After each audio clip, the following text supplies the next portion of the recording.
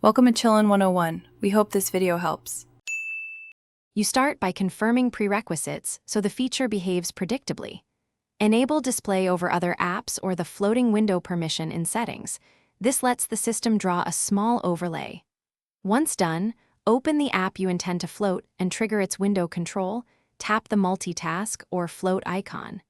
Make sure the app is not in full screen immersive mode, because that blocks overlays. Now you have a movable mini window, ready for placement and refinement in the next steps. You now refine the floating window's behavior and look. Drag the frame to resize and use built-in handles to snap to common aspect ratios or edges. This preserves content layout. Then open the window menu to toggle always on top, adjust transparency, and enable or disable input pass-through so taps reach the app underneath. Make sure to test interactive elements inside the float. If they misbehave, toggle input pass-through off. Once comfortable with placement and settings, prepare to pin or save the layout. You finish by making the floating window persistent and resilient.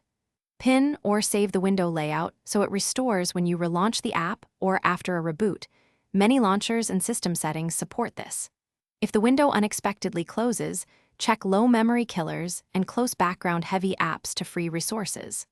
Finally, if the float vanishes entirely, reopen settings to re-enable display over other apps, or clear the target app's cache. This resolves most permission and stability hiccups quickly. Thanks for watching. Consider subscribing if we helped you.